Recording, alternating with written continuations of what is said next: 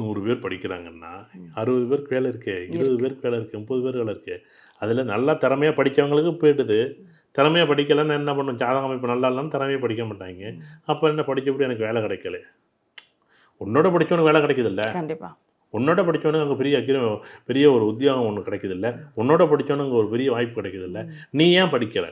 கண்டிப்பாக இங்கே ஆச்சரியமாக இருக்குது. ஜோதிடம் சரி, கிரக நிலைகள் அமைப்பு சரியில்லைன்னா படிக்கக்கூடாது. நீ அட்லீஸ்ட் நீ படிக்கும்போது கவனமாக படி. நீ நல்ல மார்க் எடு, நல்ல ஒரு உனக்கு புரிஞ்சு படிங்க. வேலை கொடுக்கறதும் கொடுக்காதான் வரும். நீ வேலைக்கு போகணுன்னு நான் சொல்லலை. நீ வந்து சுயமாக முடிவெடு. நீ ஏன் வேலைக்கு அவன்கிட்ட போய் வந்து இதுதான் வேலை பார்க்கணும் நீ யார் ஒன்று யார் சொல்கிறது?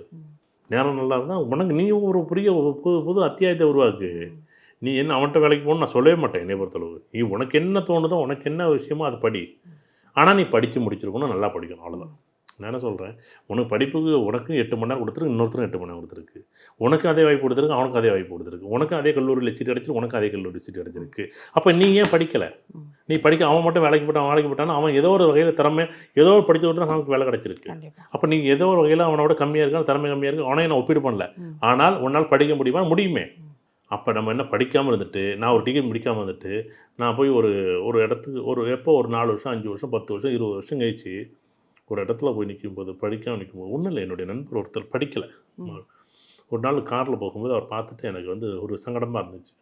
வாய்ப்பு அவர் உருவாக்கிட்டாரா, உருவாக்கலையா, படித்தாரா, படிக்கலாம் இதில். அவர் ஒரு இடத்துல 7ஆம் வகுப்புலேயே என்னமோ ஃபெயில் ஆனார்.